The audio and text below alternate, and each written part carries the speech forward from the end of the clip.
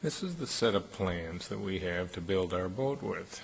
This particular set came from one of our club members, Bob Gray, probably our most prolific builder, and after building about 20 of these things, he's got this pretty well tuned in.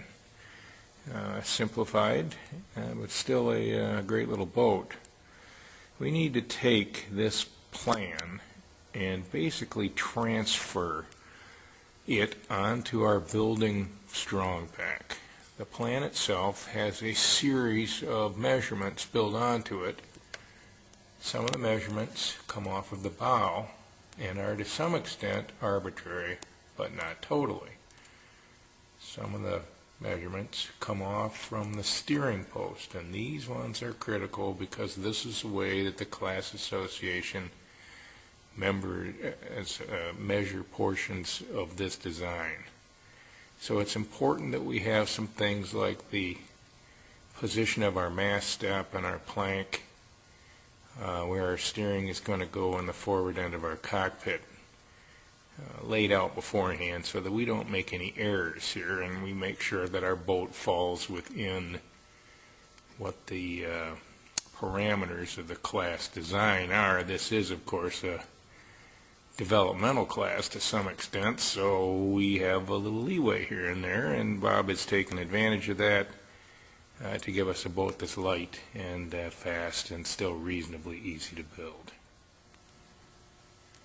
Here we've got the basic components that we're going to need to lay this boat out on. What we've got here is a piece of kitchen countertop underlayment, if you will, Nova ply, about 12 foot long and a couple of feet wide, perfect surface for doing this, and a temporary but reasonably sturdy framework system to which we are not going to attach the Nova ply but allow it to slide around on the surface of this so that if we need to clamp things we can move them around.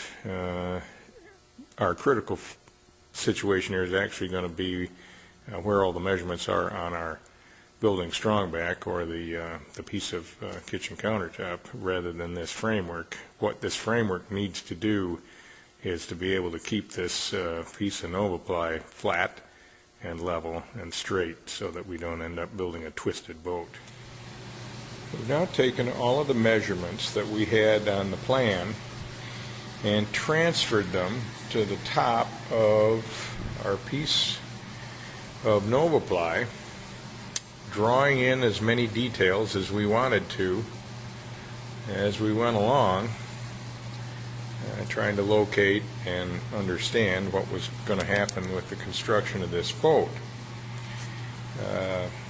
Additionally, we've had the good fortune to have a set of what amounts to clamps. This is a building jig, or a portion of it, from a friend of ours who's already built this boat.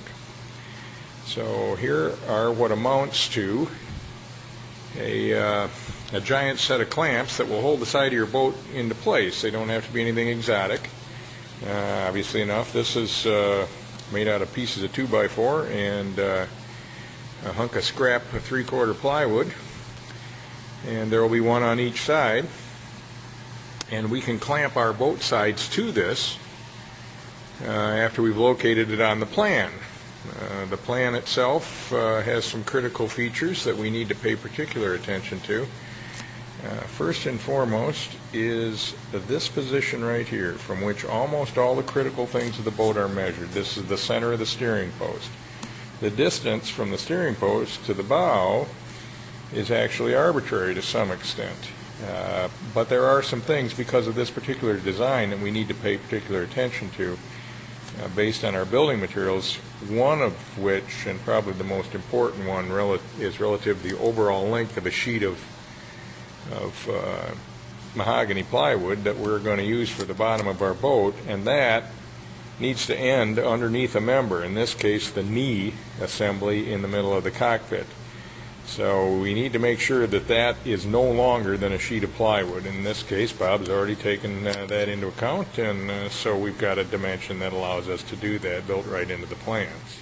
Here we've located a forward screw on the remaining side of our building jig, and what we have to do now is to very carefully make sure that this is aligned with the edge of our design drawn on the planking. If any references are needed, we can mark them on the jig. Here we have got a little detail of our mast step area, probably the most complicated or one of the most complicated areas in the boat to build. So we've actually drawn it out to scale so that we can make sure that we are on track for the components that we have to build that will be inserted into these areas. And here is our completed building jig sitting on top of our plan. With this, here marks the two stern positions for our curve in the rear end.